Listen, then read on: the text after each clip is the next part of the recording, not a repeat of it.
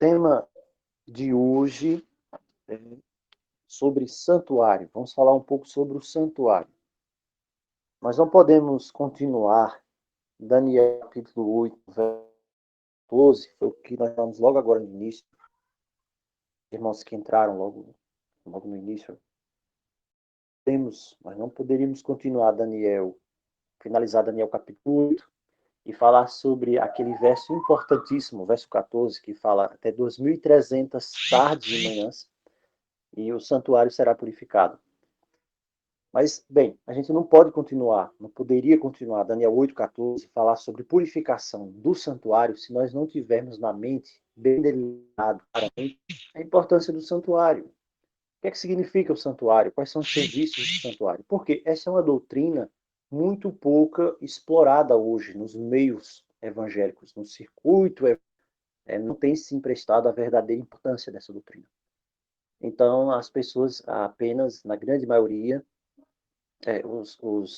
os blocos das igrejas evangélicas em si, eles veem a questão do santuário apenas como uma manifestação que ficou lá no deserto, ou que foi destruído no ano 70. Veja, existem coisas que precisam ser separadas. Nós não precisamos hoje circuncidar ninguém, nós não precisamos hoje devolver dízimos, e esse é outro assunto que nós vamos falar, com base na Escritura, simplesmente da boca para fora, mas provando dentro da Escritura, por A mais B, de uma forma sistemática, que o sistema de dízimos do Antigo Testamento, interessante, né? Um adendo aqui, esse nosso estudo hoje. Daniel 8,14 é santuário, então vem na minha mente isso, né? As pessoas não estão dispostas a observar o sábado do sétimo dia, que é um mandamento da lei de Deus. E colocam esse mandamento da lei de Deus como sendo lei de Moisés cravada na cruz. Agora, aquilo que realmente foi cravado na cruz, que é lei de Moisés, que é dízimo, as pessoas não estão dispostas hoje, o sistema religioso não está disposto a abrir mão. Por que será? Deixa isso de lado por enquanto. Então, voltando para o nosso tema. Nós não podemos continuar para que nós tivéssemos um entendimento correto sobre a purificação do santuário se eu não souber o que é o santuário.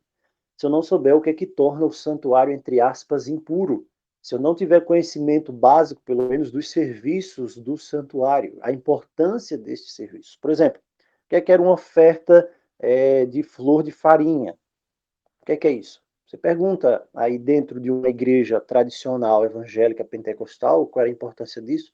As pessoas não sabem. A pergunta é: isso tem alguma importância hoje para salvar alguém? Não, não tem.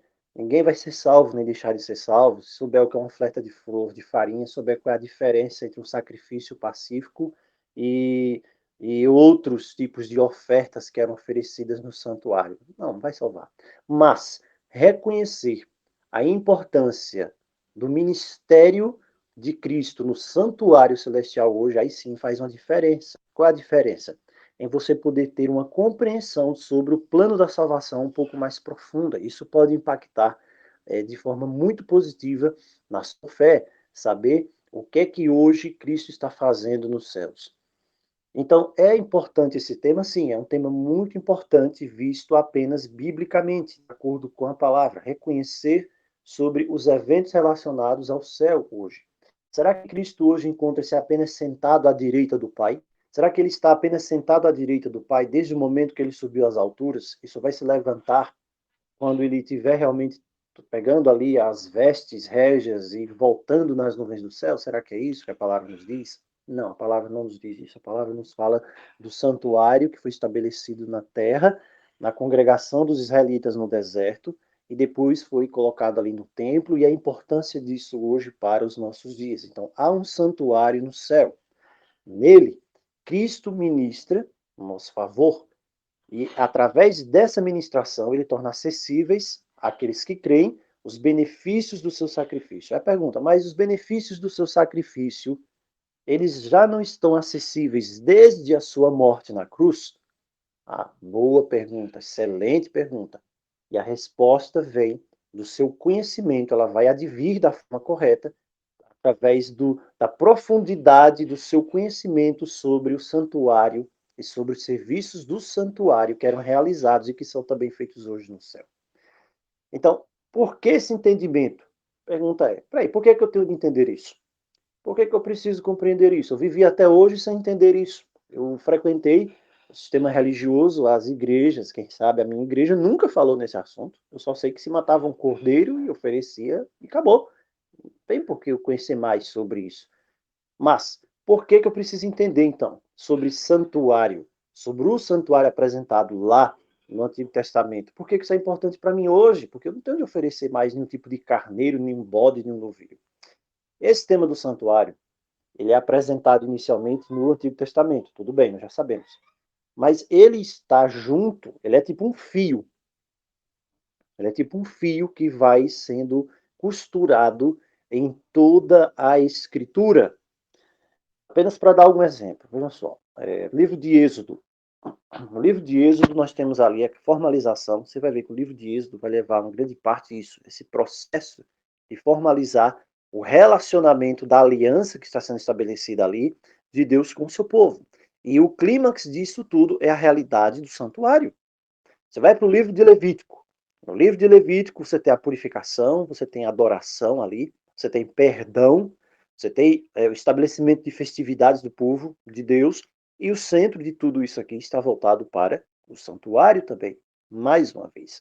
Quando você vai para os Salmos, você vai ver que muitas das reflexões dos Salmos, você vai ver que as orações, né, os Salmos, os cânticos espirituais dos Salmos, eles estão de alguma forma se relacionando com o santuário.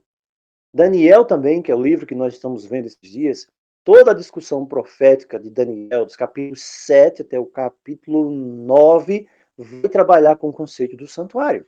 Então, por isso até que muda-se a linguagem de Daniel.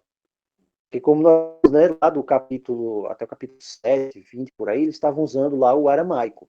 Quando eles começam a mudar o foco, Daniel começa a receber visões de uma profundidade relacionadas ao santuário, aos eventos do santuário, relacionados ao chifre pequeno.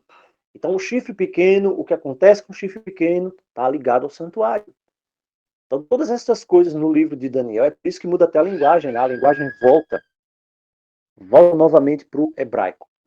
Então, em todo o Novo Testamento, você vai ver essa realidade aí do santuário celestial. E isso é tão importante que existe uma epístola inteira escrita para falar sobre isso. Se isso não fosse uma coisa tão importante assim para as pessoas, para o povo dos santos do Altíssimo reconhecerem, terem entendimento nos últimos dias, não haveria sido escrita a epístola aos Hebreus. E veja que o nome está dizendo epístola aos Hebreus.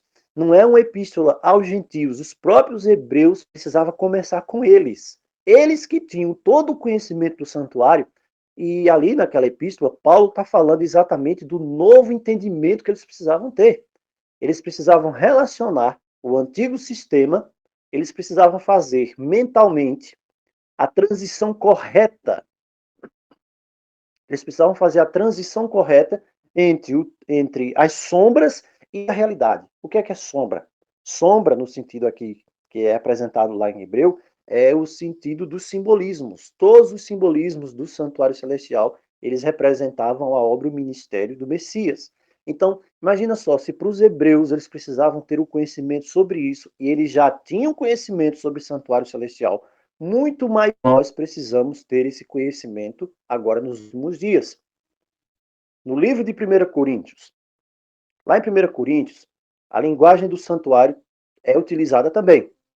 Mas lá Paulo utiliza a linguagem do santuário e ele se refere ao relacionamento do corpo de crentes, do corpo de crentes. Este relacionamento ele vai usar a linguagem do santuário, né, como uma comunidade cristã. Você vai ver isso no capítulo 3. Pode depois dar uma lida no capítulo 3, que você vai ver isso aí, essa linguagem do santuário lá em 1 Coríntios, capítulo 3.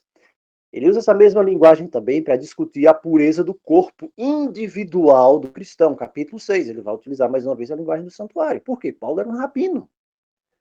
Então, se havia uma pessoa que tinha um entendimento profundo já sobre essas questões relacionadas a santuário, às leis judaicas, essa pessoa era Paulo, como ele diz, na minha idade eu me avantajava a muitos. E quando ele recebe, como nós vimos esses dias na teologia paulina sobre Paulo, os eventos relacionados a Paulo, ele recebe ali aquele choque do encontro com Cristo, lá na estrada de Damasco, ele vai para a Arábia, passa aquele tempo lá, Com certeza, ele começou então a receber dos céus os encaixes que eram necessários.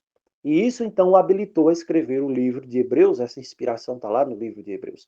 Quando eu vou para o Apocalipse também, isso aqui é só a introdução desse tema, é um tema vasto, muito profundo. Quando eu vou para o Apocalipse, eu também vou ver o santuário lá. Aliás, o livro inteiro do Apocalipse, o foco do Apocalipse inteiro é o santuário. As pessoas se concentram muito nas bestas.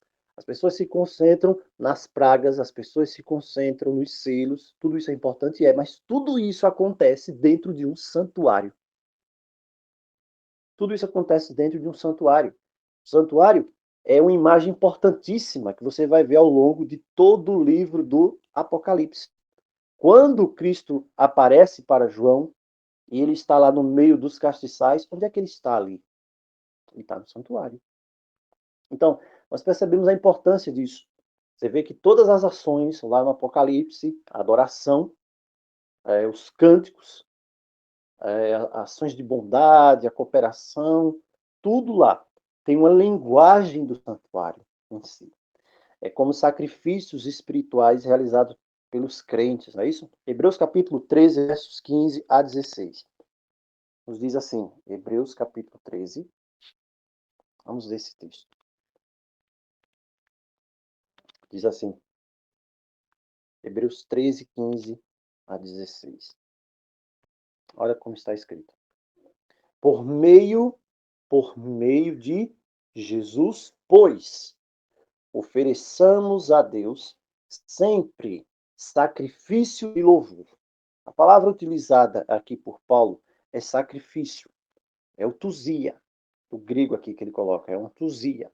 E sacrifício está relacionado à vítima. E sacrifício e vítima estão relacionados aos serviços sacrificais, sacerdotais do sacerdócio e do ministério terrestre. Mas ele agora coloca aqui Cristo como sendo o sumo sacerdote, que através dele você oferece o seu sacrifício.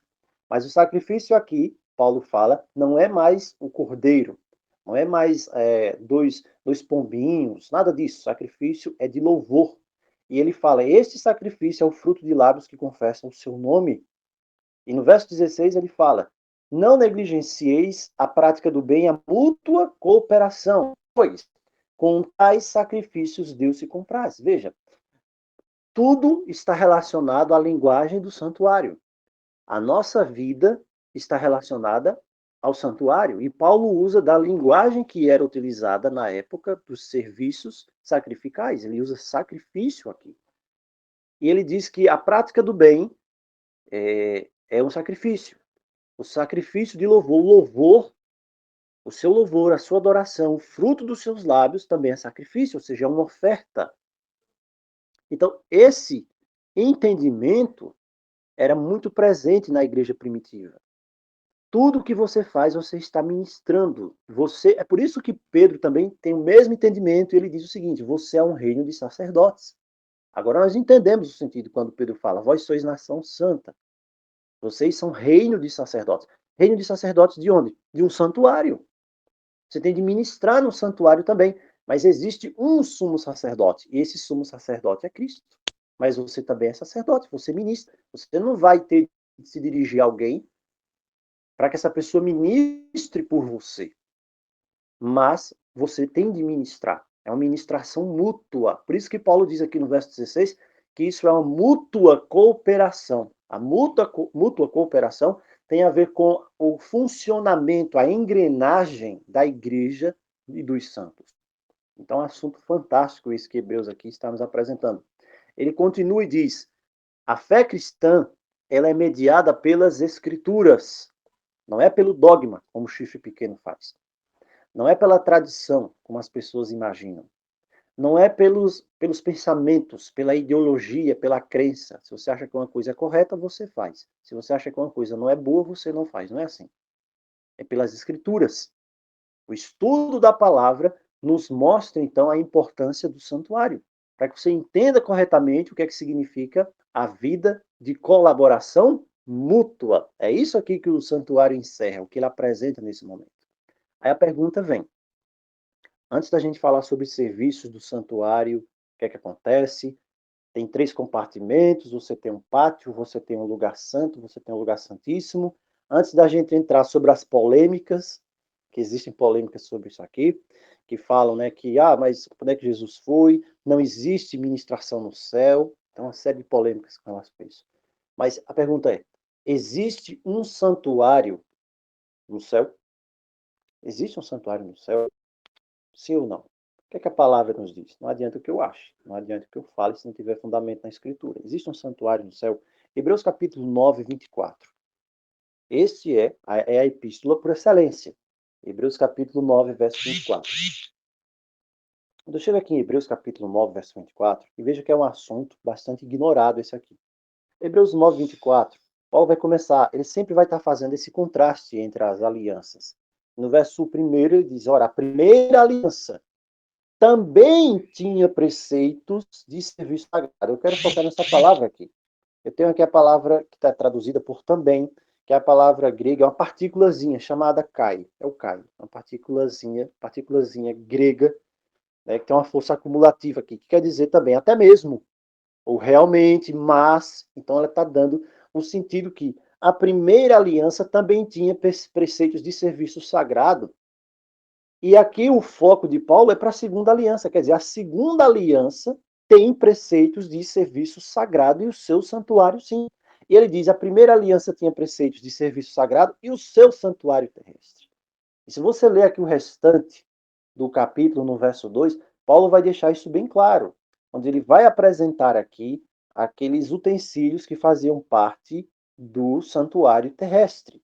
Ele vai falar sobre o lugar santo, o lugar santíssimo, a arca da aliança, verso 5, os querubins, e ele vai dizer no verso 6, né, sobre depois o que acontecia, como se ministrava no verso 6. O segundo compartimento, ele vai falar que só entrava o sumo sacerdote uma vez por ano. E isso aqui está relacionado a uma festa, Atlas, uma vez por ano. Então as pessoas falam muito em festas, falam bastante em festas, e às vezes esquecem que estas festas agora, essas outras festas que faltam, assim como, na verdade, as primeiras festas, elas foram cumpridas pelo Messias, as outras festas também serão cumpridas por ele. Então você vê aqui que no segundo compartimento, você vê que o sumo sacerdote, uma vez por ano, aí você tem aqui o dia da expiação, ele vai oferecer o sacrifício. Aí tem o verso 8, a gente não vai falar sobre isso, mas a gente falou aqui, ó, o verso 9 aqui, verso 9 só. É isto uma parábola para a época presente. Imagina o que é uma parábola. Ele falou tudo isso aqui e disse que é uma parábola. Mas o texto que nós temos de ler aqui é o verso 24. O verso 24, e esse é um assunto para quem gosta de estudar as escrituras. Começa aqui o verso 11. É porque é muito bom esse capítulo. Aí eu vou passando aqui e vem o verso 11 na minha mente. Eu digo, não posso passar sem ler o verso 11. Verso 11 diz, quando, porém, ele diz, ó, tem tudo isso aqui, tem lugar santo, tem lugar santíssimo, sumo sacerdote, ministrando, uma vez por ano, de expiação. Verso 11. Quando, porém, veio Cristo. O que é que ele diz aqui de Cristo? Como sumo sacerdote dos bens já realizados, mediante o maior e mais perfeito tabernáculo, não feito por mãos, quer dizer, não desta criação. Então, o que é que Paulo está dizendo aqui? Existe um tabernáculo lá no céu, sim. O verso 11 aqui já ficou claro, quando ele diz que quando vem Cristo, e Cristo vem trabalhar, vem ministrar como um sacerdote, neste tabernáculo aqui. E ele chama esse tabernáculo o maior e mais perfeito. E ele diz mais, não é o da terra. Porque ele diz que não é feito por mãos humanas. Então, basta esse verso 11, não cheguei nem no verso 24. O verso 11 já apresenta claramente que existe um tabernáculo, esse tabernáculo não é da terra, esse tabernáculo perfeito não foi feito por nenhum homem. E ele diz aqui, não é desta criação. Não é desta criação. E no verso 12, não por meio do sangue de bodes e de bezerros, mas pelo seu próprio sangue.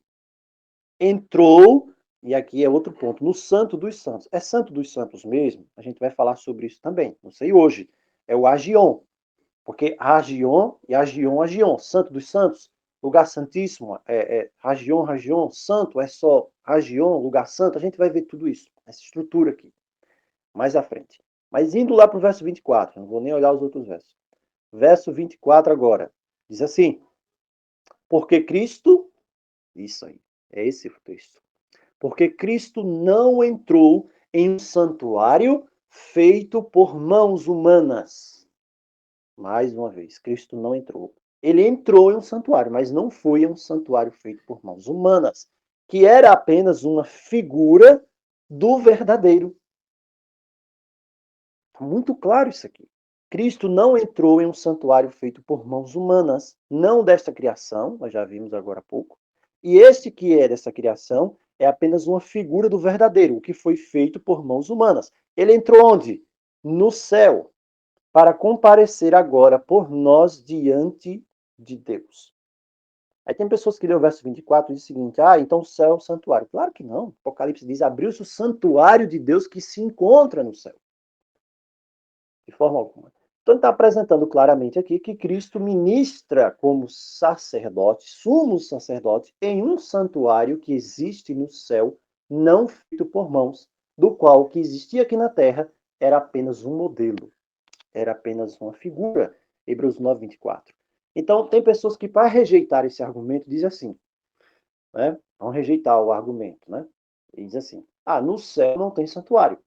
O próprio céu é o santuário, que eu falei agora há pouco. Aí vão citar Hebreus 9, 24, mas numa perspectiva negacionista. Diz, ele entrou no céu, então o céu é o santuário. Você vai lá para a Nova Versão Internacional, por exemplo. Eu não gosto dela, mas ela verteu assim: Cristo não entrou em santuário feito por homens, uma simples representação do verdadeiro. Ele entrou nos céus para agora se apresentar diante de Deus em nosso favor. Pronto, essa passagem é a da Nova Versão Internacional. Não gosto dela, veja a forma que ela verteu o texto. Então, tem pessoas que dizem assim: Cristo, para chegar à presença de Deus, ele entrou no Santíssimo Celestial, que é o próprio céu. Então, quando a pessoa diz isso, ela está negando a existência do santuário celestial. E às vezes as pessoas nem se apercebem. E eles dizem o seguinte: olha, o primeiro compartimento simbolizava a terra. A pessoa quando conhece a estrutura. E o segundo é o santuário celestial, é o próprio céu. Aí vem uma pergunta: existe um santuário no céu ou o céu é este santuário? É o primeiro ponto aqui. Existe um santuário no céu ou o próprio céu inteiro é o santuário? Porque as pessoas tendem a interpretar o texto que a gente acabou de ler, de Hebreus, dizendo isso, né? Dessa forma. Então, na qualidade de quê? Como Cristo entrou no céu para comparecer diante de Deus em nosso lugar? Em que qualidade? Somos sacerdotes. É isso? Hebreus 4,14. Hebreus 4,14 diz: portanto, visto que temos um grande sumo sacerdote. Não, Jesus é sumo sacerdote para quê? Para não fazer nada? E aqui diz: um grande sumo sacerdote que adentrou os céus. Jesus, o Filho de Deus, apeguemos-nos com toda a firmeza à fé que professamos. Pergunta: onde, como devia ele exercer a função sacerdotal? No céu? Como que? Aí você vai ver Hebreus 8,2. Hebreus 8,2 diz assim: como ministro do santuário do verdadeiro tabernáculo que o Senhor erigiu e não o homem. Então as coisas ficam claras aqui. Se alguém chegar para dizer, não, o santuário é o céu inteiro, é o santuário. Ele não está falando conforme a Escritura. A Escritura é bem clara. Ele penetra os céus, ele é ministro do santuário que o Senhor erigiu. Não está falando de céu aqui. Então esse último texto, ele fala claramente, há um santuário no céu. Não é o céu que é um santuário. Há um santuário no céu. Não é o santuário terrestre, nós já vimos no outro texto, que não é feito por mãos humanas. Mas é um santuário no céu. O céu não é o santuário. Quando Moisés edifica, quando Moisés está edificando lá o tabernáculo, no deserto, ele estava seguindo um modelo existente no céu. É só você ir lá para Êxodo 25, 40. Êxodo 25, 40, Êxodo 26, 30. Vamos lá. Êxodo 25, 40. Quando eu vou aqui para Êxodo 25, 40, eu encontro isso aqui. Êxodo 25, 40. Olha o que diz. Quando Deus mostra todas aquelas coisas, os utensílios, não é isso? 40 dias Moisés teve de ficar lá na montanha, no monte. E aí Deus começa a mostrar aqui para ele como é que vai fazer o candelabro, de quanto vai ser o peso do candelabro, a espivitadeira, os apagadores, tudo isso aqui é símbolo. E é uma série de coisas, né? De uma só peça, a maçaneta, como é que vai ser feita. Para isso aqui, Deus já havia determinado e dito a Israel, quando vocês saírem do Egito, vocês vão para o deserto. Claro, Deus já sabia para onde levar o povo. Então vocês vão pedir e os egípcios vão dar a vocês objetos de ouro, de prata, e vocês vão despojar os egípcios, como uma indenização pelo que vocês passaram. E seria mais do que o suficiente também para que isso fosse utilizado na construção do tabernáculo. Então é que ele começa a falar para Moisés, maçanetas, como é que vai ser feito, os cálices, tudo isso. No final disso aqui, verso 40, ele vai dizer o seguinte: vê, pois, ou seja, tenha cuidado, Moisés. Tenha cuidado, cuidado, para que você faça tudo igualzinho, segundo o modelo que eu mostrei para você no monte. Então, não era ele falando para Moisés e Moisés anotando sem ver. Moisés estava vendo. Moisés estava percebendo com seus olhos, visualmente, o modelo do santuário celestial. Então ele via, porque quando fosse no momento da construção também, por ter visto, Moisés podia ali corrigir eventuais desvios. E ele estava vendo, e veja que Deus diz: cuidado, você tem de fazer tudo exatamente igual ao modelo. Que modelo? O modelo do céu. Então, o texto de Hebreus, e aqui com o Êxodo 25:40, encaixa perfeitamente, porque mostra que tudo quanto Moisés ele fez, levantando o tabernáculo lá no deserto, era simplesmente sendo fiel à cópia original que foi apresentada nos céus, que é onde Cristo ministra hoje. O 26:30 também vai falar a mesma coisa de Êxodo. O 27 também, o 8 vai falar. Então, você vê que o altar de incenso, você tem a citação do altar de incenso, você tem a arca da aliança no santuário, lá no céu, em Apocalipse. Apocalipse capítulo 8, verso 5 e 9 e 13. Vamos lá. Apocalipse 8, verso 5. Está aqui. Apocalipse capítulo 8, verso 5. O que é que eu encontro? Diz assim: e o anjo tomou o incensário. Esse incensário é de onde? Onde é que tem incensário? De onde veio o incensário? O anjo toma o incensário, encheu de fogo do altar. Altar de onde? Onde é que fica esse altar? Qual é o lugar que tem um altar desse, que tem um incensário? E ele vai e o atira à terra, e ouve trovões, vozes, relâmpagos. Então, o que é que acontece? Apocalipse capítulo 9, verso 13, o que é que eu tenho?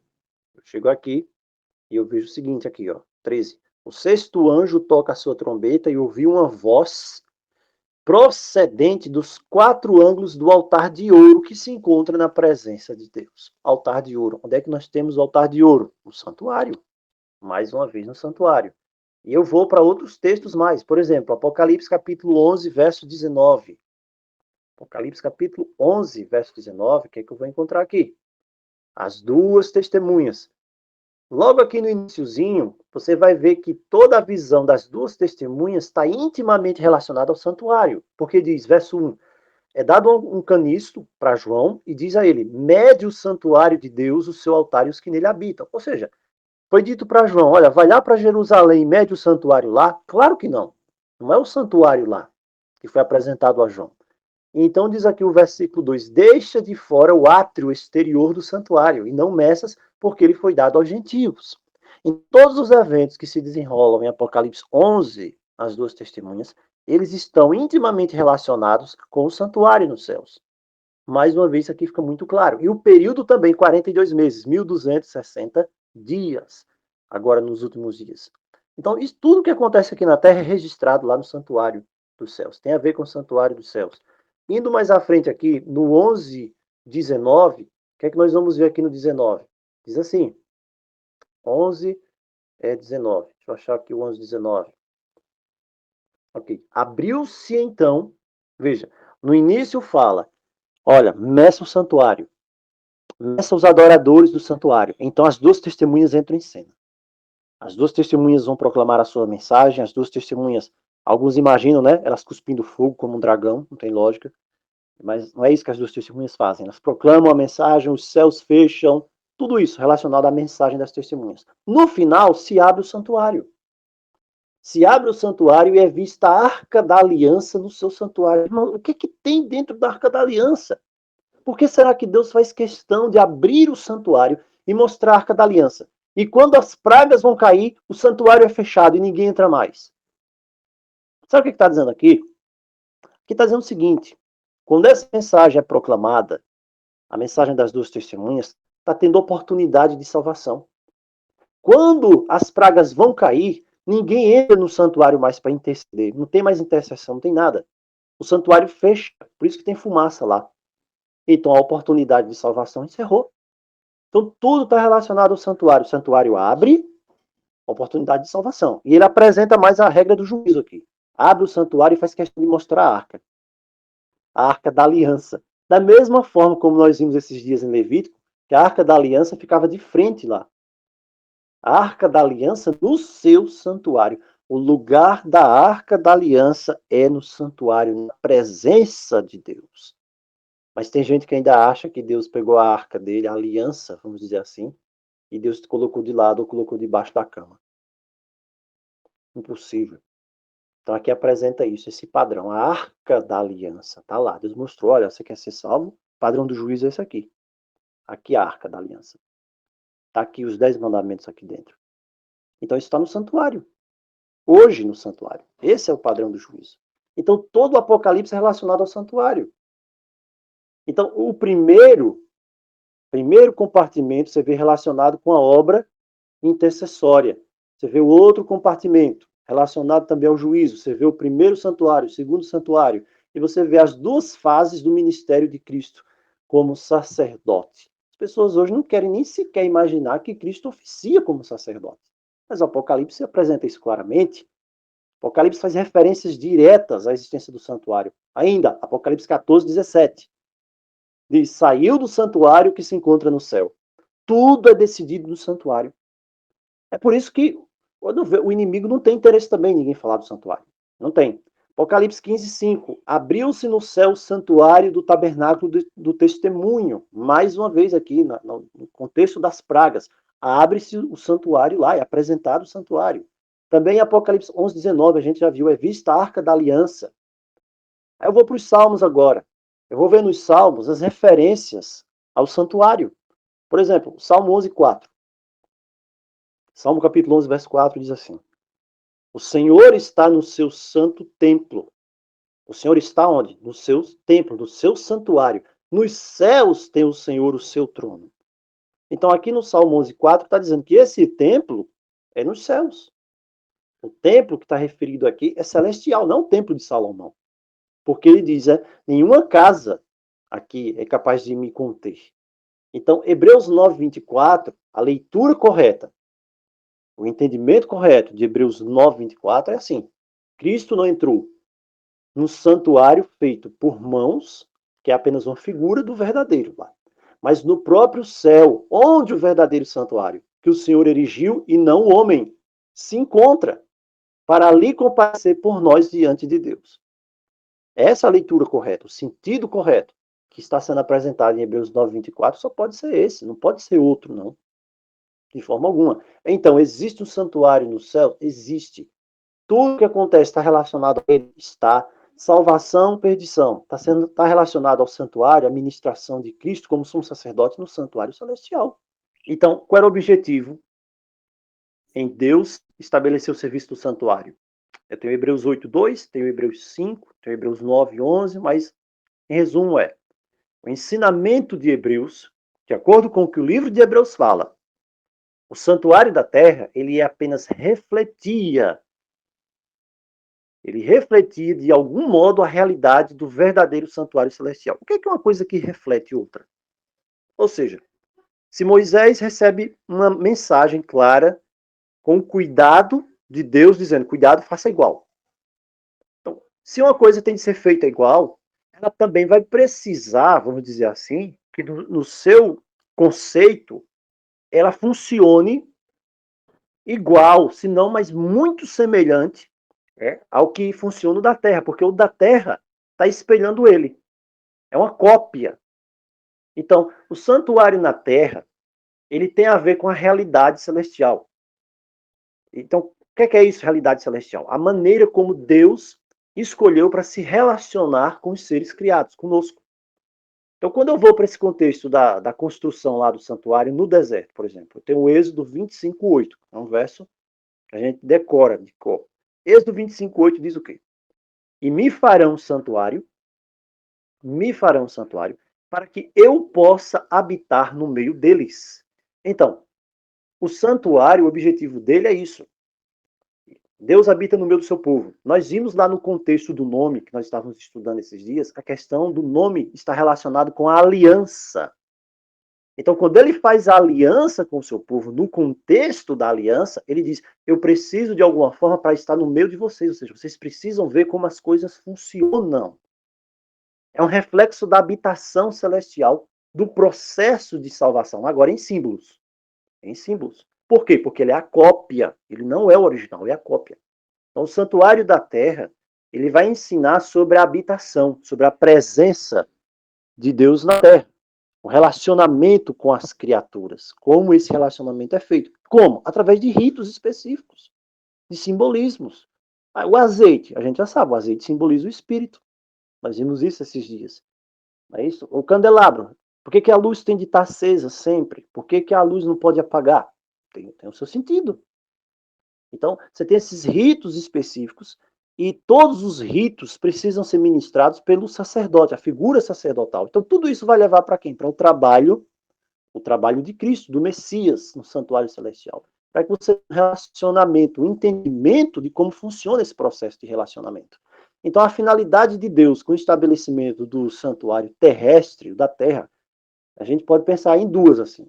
Primeiro, ele está antecipando esse relacionamento, a demonstração desse relacionamento com o ser humano, lá no verdadeiro santuário, ou seja, isso aqui que está sendo feito na Terra, simplesmente é uma demonstração de como será processado no verdadeiro santuário.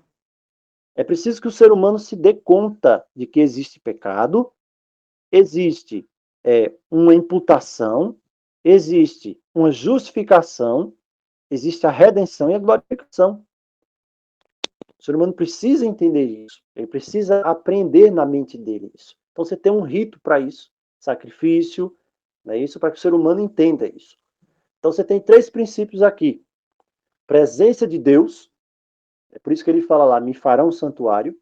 E quando você começa a ver esses símbolos, você começa a aprender essas lições. Como é que ele está presente hoje, no mundo manchado pelo pecado? Como é que ele estava presente antes do sacrifício acontecer? Através dessa compreensão. E o Novo Testamento vai utilizar isso para descrever o corpo de crentes, lá em 1 Coríntios 3. Depois vai descrever o corpo individual, 1 Coríntios 6.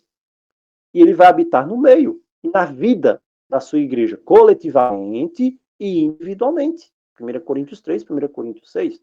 Outro ponto. Salvação. Salvação em quem? Através de quem? Somente por quem? Cristo. Nada mais. O serviço do santuário tinha ritos, sacrifícios e a mediação sacerdotal. Eu vou para Hebreus e eu vejo lá, tem ritos sacrificais, quanto à mediação lá do sacerdote, e todos esses ritos se cumprem em Cristo, por meio do seu único sacrifício, de uma vez por todas, lá de Hebreus 7, 27. E a mediação contínua, Hebreus 7, 25. Porque ele vive sempre para interceder.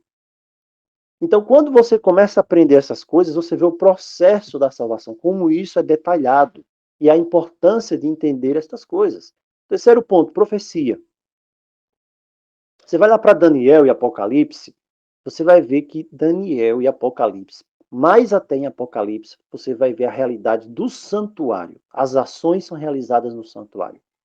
A história do mundo está relacionada ao santuário. O santuário se abre ou se o santuário está cheio de fumaça, se fechou. Nesse ponto aí, acabou. Então tudo é processado ali. É como se fosse algo, né, numa ilustração, um fórum. Um fórum. E a gente vai ver a função do juízo, lá em Daniel, que apresenta que assentou-se o tribunal, se abriram os livros. Então tem de ter o processamento de tudo isso. Você tem um mundo, você tem eras, você tem gerações, você tem pessoas que viveram de todas as épocas. E Deus é justo. E na sua justiça, Deus é transparente. Então todo o processo se desenvolve no santuário. Então essa é a realidade que a palavra nos apresenta. Então a Escritura fala disso, da existência do santuário. Você vê o Cântico de Moisés, Êxodo 15, 17. O que é que tem lá em Êxodo 15, 17? Vamos dar uma olhadinha aqui. Êxodo capítulo 15. A gente vê outra perspectiva quando nós lemos assim. Êxodo 15, 17. Olha o que é que diz aqui. O Cântico de Moisés, ele está falando assim, ó. falando do juízo, né, do Criador dos céus e da terra, sobre os ímpios.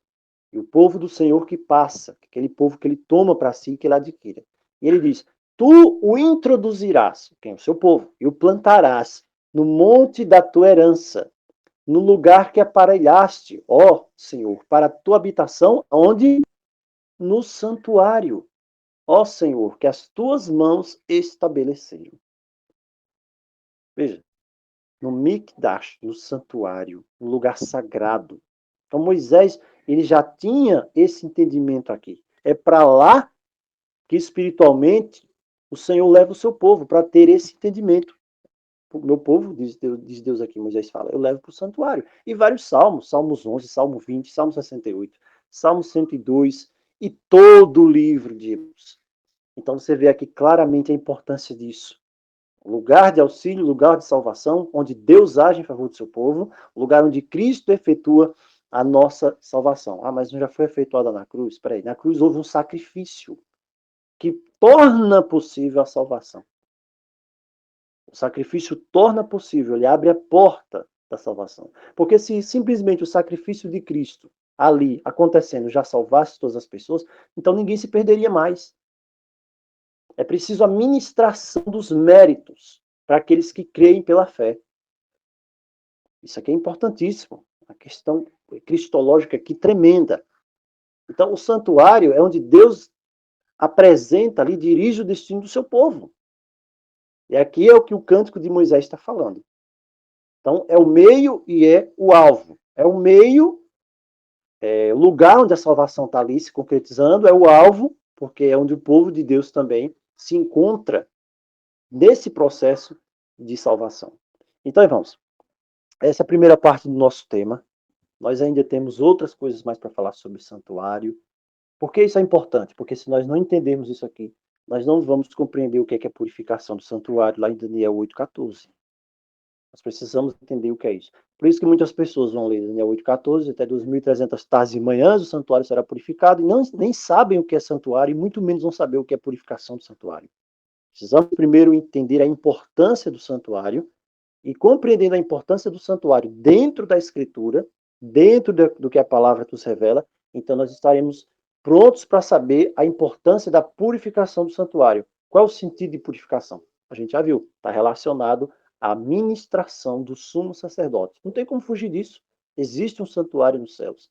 Cristo é o sumo sacerdote. Ou então eu vou ter que desconsiderar o livro inteiro de Hebreus e vou ter que desconsiderar praticamente a Bíblia inteira, porque do Gênesis ao Apocalipse inteiro, vou ter que desconsiderar também o Apocalipse, dizer que João está maluco, que ele não viu um santuário lá no céu, ou que existe um santuário lá no céu só de enfeite, que ninguém faz nada lá. Não é verdade? Mas não é isso. É o contrário disso. Então, que nosso Pai Celeste nos abençoe. Nós possamos nos aprofundar nesse tema tão importante, para que possamos, então, avançar. Avançando aos poucos, tendo conhecimento da sua palavra, para que possamos perceber essa coisa maravilhosa do plano da nossa salvação em Cristo Jesus. Amém?